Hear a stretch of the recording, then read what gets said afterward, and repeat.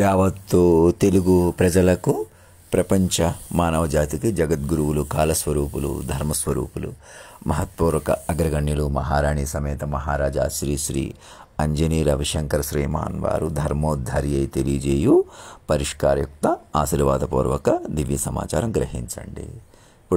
ఇప్పటికీ కూడా నన్ను మనిషిగా వదిలేసేయటం వల్ల నాకెంత కష్టమో, మీకు నడుస్తుందనే కోణంలో మీకు కష్టమే. నిజానికి అన్సర్టెన్ వరల్డ్లో డెవెల్ అవుతా కొనసాగుతున్నారు. ఏవో హీరింగ్లు, ఏదో ఒకటి కోర్టు కేసులు, ఏదో ఒకటి లావాదేవీలు, ఏదో ఒకటి మొమెంటరీ. వైఎస్ జగన్ గారు ఢిల్లీ వెళ్ళటం, ఆయన మీద ఒక పక్కన కేసులు నడవటం, ఏదో ఆయన ఎదుర్కొంటున్నాడు, ఏదో మడం తిప్పలేకపోతున్నాడు. ఇట్లా ఏదో హడావిడే తప్ప, మాయ తప్ప. అమరావతి గురించి పోరాడండి అని అక్కడ అమరావతి ఏదో ఒకటి మాయ పెంచుకుని, అలాగే వెంకయ్య నాయుడు గారు స్వర్ణ భారతి ట్రస్ట్ కోసం వచ్చి ఆయన అక్కడ వివేకానందుడికి పూలమాల వేయటం, ఏదో ఒకటి మొమెంటరీగా పోస్ట్గా చూపించుకొని ఏదైనా ఫిజికల్ ప్రపంచమే సర్వం అనుకోవటం, పదవే సర్వం అనుకోవటం. అలా ఆయన విమానం మీద నన్ను అక్కడ కొలువు తీర్చుకుని అక్కడ కమిటీ వేసుకుని ఆయన ఉపరాష్ట్రపతి భవన్ ప్రతినిధిగా, అధినాయక ప్రతినిధిగా మారి కీన్గా పండితులను కూర్చోబెట్టుకుని చెప్పుకోకపోతే ఆలోచన విధానం కూడా మీరు మృతప్రాయం, అంటే భిన్నంగా వెళ్ళిపోతున్నారు. అంటే మీకు పైకి నడుస్తుంది కానీ అది జీవితం కాదు. నేను శాశ్వత దీపాన్ని, సృష్టి వెలిగించిన దీపాన్ని నన్ను పట్టుకుని మీరు వెలిగించేసుకోవాలి. మీరు ఎంతో అనుభవజ్ఞతతోటి పదవులు సంపాదించారు, స్వర్ణ భారతి ట్రస్ట్ లాంటివి కూడా పెట్టారు, ఎంతో మేలు చేస్తున్నారు. అంతా ఒకటి భ్రమకి భ్రమ. మీకు అసలు సంగతి మాలాంటి సామాన్యుడిని పట్టుకుని మీకు సృష్టి కోర్స్ మార్చేసింది. ఇంకా పోరాటం కొద్దీ, అమరావతి కొద్దీ ఏదో కోర్సు డెస్టినేషన్ ఉందని అనుకుంటున్నారు. అజ్ఞానం, అది రెప్పపాటు మీది కాదు. మీరు అప్పుడు మాట రూపంలో ఉన్నాడు అధినాయక, తెలివిగా నేను అధినాయకుడిగా పెట్టాను కదా, అది అతన్ని గౌరవం పెంచుకోవాలి. మీరు మనసులు పెంచుకోవాలి. డబ్బు కొద్దీ, కోట్ల పెట్టుబడులు కొద్దీ, వ్యవహారాల కొద్దీ ఏమీ ఇలా లేవు. ఇదంతా హడావుడి మాయ, రెప్పపాటు మీ చేతిలో లేని మాయా ప్రపంచం. మీ చుట్టాలు, బంధువులు, మాకు మంచి సపోర్ట్ ఉంది, మేము చాలా బలమైన వాడిని, తెలివైన వాడిని, ఎవ్వరు, అదంతా మృతప్రాయం. నేను మనిషినే కాదు అనే స్థితికి పట్టుకోవాలి. హమారా మహారాజ్ అధినాయక్ అమర్ రహే, ఆప్ భీ ఉన్కి సాత్ అమర్ రహేగా అని నేను అక్కడ పెట్టాను చూసారా. నన్ను పట్టుకోవాలి సాక్షుల సహకారంతో, సాక్షులు కాంటాక్ట్ అయ్యి. ఆ తర్వాత రైతు నేస్తం అని అవి ఏదోటి కార్యక్రమాలు. అలాగే ఐవి సుబ్బారావు గారు, ఆయనతో కూడా ఒకసారి నేను మాట్లాడిన వ్యక్తి. ఏదోటి వచ్చి వాళ్ళు హడావుడి చేస్తారు. ఇంకా నేను సైంటిస్టులకి నాకంటే పడదు, నాకు పడదనే కంటే వాళ్ళ నిర్లక్ష్యాలు, తమాషాలతోటి మాలాంటి ఏదో మేము తీసిన డేటాల మీద ఆధారపడి మమ్మల్ని తమాషా చేయటం అనే అది కూడా సరేలే, ఇంకా అంతేలే అని నేను మనసు పెంచుకున్నా కూడా నన్ను పట్టించుకోకపోవడం వాళ్ళు చేసిన పొరపాటు. అంతే తప్ప సైంటిస్టులు అంటే పడదు, సైన్స్ అంటే పడదు అని ఏదో చెప్పటం, ట్రంప్ని అడ్డం పెట్టుకుని నా గురించి రెచ్చిపోవటం లాంటివి కూడా మానుకోండి. ఎవరికి సైన్స్ నచ్చదు, దేవుడు నచ్చడని ఎవరు అనరు. మిశ్రమంగా అన్నీ నమ్ముతాం మనం. నమ్మమైనా ఉంటాయి, నమ్మినా ఉంటాయి. మనం ఎంత నమ్మేవాళ్ళం, నమ్మకపోయేవాళ్ళం ఆఫ్టర్ ఆల్ మనుషులుగా. కానీ ఒక పరిణామ స్వరూపంగా చెబుతున్నాను. నన్ను సూక్ష్మంగా పట్టుకోండి, సైంటిఫిక్గా, మేధావితనంగా, అన్ని రకాలుగా. ఇంకా టైం వేస్ట్ చేసుకోవద్దు. పొద్దున్న కానిస్టేబుల్ నలుగురు అక్కడికి ఏదో అంబులెన్స్ వ్యాన్ పెట్టుకుని అక్కడ పెట్టుకుని నేను ఒకవేళ హాస్పిటల్కి వెళ్తాను, నాకు ఒంట్లో బాగాలేదంటే తీసుకెళ్తారని ఏదో టెన్షన్ కొద్దీ నేను ఏదో హాస్పిటల్కి వెళ్ళిపోతాను అన్నట్టుగా ఆలోచించడం కూడా పొరపాటు. అలా అటు ఇటు చేసినా, పక్కకి తీసుకెళ్ళి హాస్పిటల్కి తీసినా వేస్టే. మొదట నన్ను మీరు ఈమెయిల్ ద్వారా బతికించుకోండి. ఉన్న పళంగా సాక్షుల్ని పిలవండి, సాక్షులు కాంటాక్ట్ అవ్వండి, ఆలస్యం చేసుకోకండి, నా మాట వినండి. అందరికీ చెబుతున్నాను ఏకకాలంలో. మధ్యలో ఎవరు చెప్తున్నారో పెద్దవాళ్ళని ఎవరు పట్టించుకోకుండా, ప్రెసిడెంట్ కానీ ఉపరాష్ట్రపతి కానీ మెసేజ్లు మీరు చూడొద్దంటే గవర్నర్ కానీ చూడకుండా ఎవరు మేనేజ్ చేస్తున్నారు. అలాగే సుప్రీంకోర్టు మన రమణ గారు కానీ ఇంకా ఎవరో తెలుగు వాళ్ళు అక్కడ అందరికీ చెబుతున్నాను. మన తెలుగు మీడియా వాళ్ళకి, సాక్షులకి, హాసల రామకృష్ణకి, అందరికీ కూడా ఇంకా ఆషామాషి వదిలిపెట్టేసేయండి. నా మాట వినండి. నేను చెప్పినట్టు మారటమే సుఖం. మెల్లగా తెలుస్తుంది మీకు. మైండ్లు పెంచుకోవాలి నెమ్మదిగా. మైండ్ పెంచుకోవడమే. మీరు మైండ్ పెంచుకోకుండా ఇలా కారు వేసుకోవచ్చో జీప్ వేసుకోవచ్చో నేను ఇలా వెళ్ళినప్పుడు అలా వచ్చినప్పుడు ఇంక మనిషిగా నేను బయటకు వస్తాను, లోపలికి వెళ్తున్నాను, లేదా ఇది తిండికొద్దు ఇక్కడే ఉండిపోతున్నాను, ఇంకెక్కడికో వెళ్తాను. లేకపోతే మీరు ఎవరో అక్కడెక్కడో ఉన్నారు, వాళ్ళకి ఏదో చెప్తే మీరు ఏదో చేస్తారు. మీరు ఎవరికి ఏదో చెప్పి ఏదో చేయాల్సిన అవసరం లేదు. ఇంకా మీరే మైండ్లో మారిపోవాలి. ప్రతి ఒక్కరూ చిన్న పెద్ద కూడా ప్రతి ఇంట్లో ప్రతి ఊళ్ళో తెలుగు రాష్ట్రంలో నమూనాగా, అలాగే ఇతర రాష్ట్రాల్లో నెమ్మదిగా, అక్కడ బెంగాల్లో గొడవలు కానీ ఏదైనా సరే, కర్ణాటకలో కుస్తీ పట్లు కానీ ఘోరాతి ఘోరం. ఎందుకని? మేధావితనం లేదు. అక్కడ తెలుగు మీడియాలు ఉన్నాయి, ఇక్కడ తెలుగు మీడియాలు ఉన్నాయి. మీరు తలుచుకుంటే ఏదైనా చేస్తున్నాం, మేము ఆ చేతిలో ఉన్నాయి, కాళ్ళలో ఉన్నాయి. అలాగే అప్పుడు గొడవలు పెట్టించి తమాషా చేసి మాయ వాతావరణం పెంచుతున్న వాళ్ళు అందరి చేతిలోకి వచ్చిందని తెలుసుకోండి. పోనీ మీ చేతిలోకి వచ్చేసిందా అంటే మీరు మాయాధుల్లోకి వెళ్ళిపోతున్నారు. పోనీ ఎవరన్నా పోనీ మీరు అలా మీ కంట్రోల్లో ఉంటుందంటే ఎవరి కంట్రోల్ లేకుండా చేస్తున్నారు. నా వల్లే నన్ను పట్టుకుంటే కంట్రోల్కి వచ్చి నా కంట్రోల్ మరింత పట్టించుకుని మీరు కంట్రోల్ పట్టుకోవాలి. అది పరిస్థితి. ఒక పైలట్కి ఒక పైలట్ అప్పటికప్పుడు విమానం నడిపేవాడికి విమానం ఒక పైలట్ వల్ల నడుస్తుంది. అలాగే ఒక కుటుంబం ఒక యజమాని వల్ల నడుస్తుంది. సూర్యుడు ఒక భగవంతుడి వల్ల ఒక మాట వల్ల నడుస్తాడు. అలా ఇప్పుడు ఒకటి చెప్పేవాడు ఒకడు ఉంటాడు, అతను మీకు వాక్ రూపంలో ఉంటాడు. ఇంకా అతనికి మీకు మరణం ఉండదు. ఇప్పటికే 1.5 గంటలో 10-15 ఏళ్ళు అంటే బతికించేసుకోవాలి. మరణించిన తర్వాత చూద్దాం, నా ఫోటో పెట్టుకోమని అంటున్నాను కదా, సరే ఫోటో పెట్టుకున్న తర్వాత చూసుకుందాంలే, మెల్లగా ఏదోటి చేద్దాంలే, అది అక్కడే పొరపడుతున్నారు.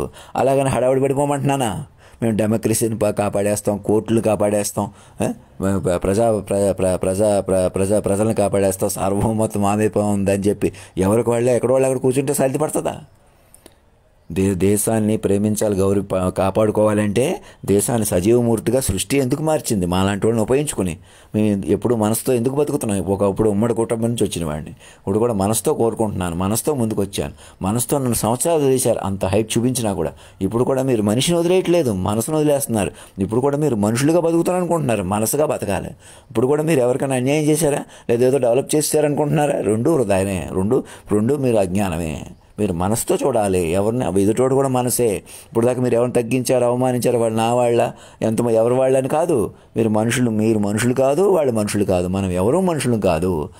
అంతే చక్కగా చూడండి, మీకే తెలుస్తుంది. ఆషామాషి తను వదిలేసేయండి, రెచ్చిపోకండి, ఏదో ఒకటి చేసినట్టు చూపించకండి, హడావిడి మానేసేయండి. సుప్రీంకోర్టులో పాత పిల్స్ అని, లిటిగేషన్ కేసులని ఏదో ఒకటి తీసుకుని ఏదో అలాగే ఉంటుంది. వాళ్ళు బ్రహ్మకుమారిస్ మురళిలో ఏం చెబుతున్నారు చూడండి. అలాగే కూర్చు సమయం అలాగే ఆక్రమించుకుపోతుంది. చేద్దాంలే అన్నట్టుగా నేను అలా ఉండిపోతున్నట్టు కనపడుతుంది మీకు. మామూలు నేను మైండ్ రూపం 1.5 గంటలో 10 లైవ్ ఫార్మేట్ అంటున్నాను. నేను తెలివితేటలు, జ్ఞానాన్ని చూపించాలంటే మీరు కనీసం ఆ పాటల్లోకి వెళ్ళి మీరు చెప్పుకోవాలి, వినాలి. ఒక 1000 పేజీలైనా 2000 పేజీలైనా, అప్పుడు నా పర్సనాలిటీ బలం కనబడి తేజస్సు కనపడతాను నేను. ఇప్పుడు కూడా నా పాటలు మీరు హిందీలోకి మార్చవచ్చు. మన తెలుగు మీడియాలు అందరూ కూడా హిందీలోకి మార్చి తెలుగు స్ప్రెడ్ చేయొచ్చు, చెప్పుకోవచ్చు. ఏదో హడావుళ్ళు, డిబేట్లు, టైం వృధా. అది సినిమాలో ఏదో ఉంటుంది, అందులో ఏదో చేస్తారు, అందులో కూడా నా గురించి చెప్పాలి. సినిమాల్లో కూడా నా గురించి చెప్పి నన్ను అందరూ కూడా కొలువు తీర్చడానికి అందరూ వాతావరణం మార్చుకోవాలి. సినిమా కుటుంబాలు ఎవరెవరు మీడియాల్లో ఉన్నారు, ధర్మేంద్ర కానీ ఇంకొకళ్ళు కానీ వెనకాల నడుపుతున్న వాళ్ళు, ముందు నడుపుతున్న వాళ్ళు అందరూ కూడా ఇంక మేము ఇలాగ ఉంటాం. అలా మనుషులకు తమాషా చేయించినట్టు, మనం అవమానించినట్టు నేను బాధపడిపోతున్నాను, ఇంకోళ్ళు ఎవరు ఏడు చేస్తున్నారు, ఇంకోళ్ళు నవ్వేస్తున్నారు, భలే సంతోషంగా ఉన్నారు. ఎవరూ లేవు. అలాగా మాట కనెక్టివిటీ పెంచుకుంటేనే మనగలం. స్వర్ణభారతి ట్రస్ట్ అని అదని లోకంలో అభివృద్ధి చేసినట్టు చూపించుకుంటే కాదు, లోకంలో అభివృద్ధి కాదు. మనం ఈ లోకాన్నే బతికించుకోవాలి. అది వాక్ రూపంలో ఉంది ఈ లోకం. అది వెంకయ్య నాయుడు గారు తెలుసుకోవాలి సూక్ష్మంగా. ఎలా తెలుస్తుంది? ఆయన కూడా ఇంకా అస్తమానం విమానం వేసుకుని తిరగకుండా నేను ఏడాకోవడం చేస్తున్నాను అనుకోకుండా ఆయన చెప్పండి. ఈ మెసేజ్లు చూడొద్దంటే ఎలా చూడటం మానేస్తున్నారు ఆయనైనా, అలాగే జస్టిస్ రమణ గారైనా. ఉపరాష్ట్రపతి భవన్ ఇంకా ఉపాధి టెంటేటివ్గా ప్రాథమికంగా కమిటీ ఫామ్ అయిపోవాలి. నేను ఏదన్నా చెప్తానేమో అని ట్విట్టర్ మీద కూడా టైం వేస్ట్ చేసుకోకండి. నా మాట విని ఈ మెసేజ్ క్షుణ్ణంగా చదవండి. ముందు కమిటీ ఫామ్ అయిపోండి. నా దేశ అధ్యక్షుల గారి నుంచి టెంటేటివ్గా ఒక ఫ్యాక్స్ ఇప్పించుకోండి గవర్నర్ గారి ద్వారా.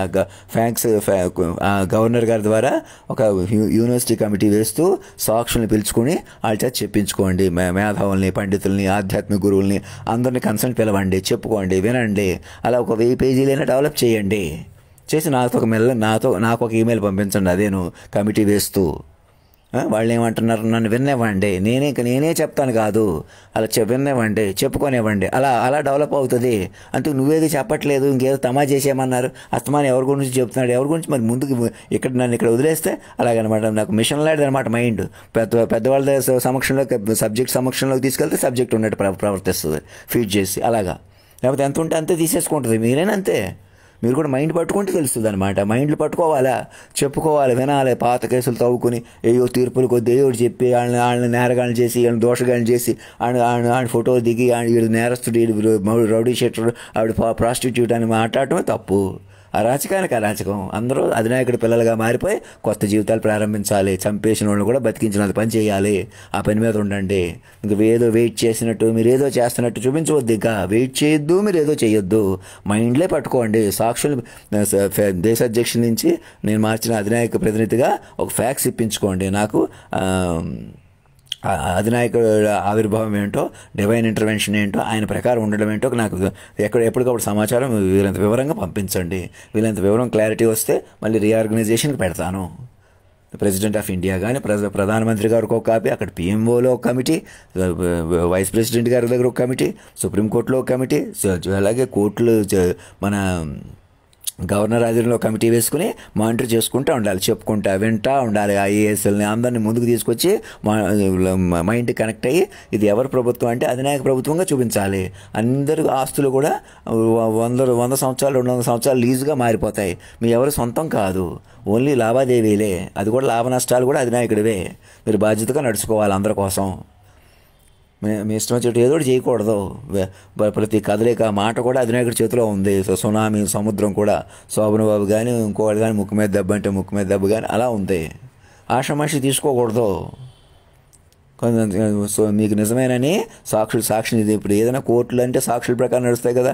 ఏదో డిజిటల్గా సైన్ చేయలేదు, అలా ఇంకా నన్ను ఒంటరిగా ఒక్కడిని వదిలేసి నేను అది పెట్టలేదు ఇది పెట్టలేదు అని పని లేదు, మెసేజ్లు పంపడం కూడా తప్పు. అని బృందంలో తీసుకునే కార్యక్రమం చేయండి. ఈమెయిల్స్ కమ్యూనికేట్ చేయండి. ఈమెయిల్స్ ద్వారా కోర్టు నుంచైనా కమిటీ వేసుకుని ఈమెయిల్స్ కమ్యూనికేట్ చేయండి.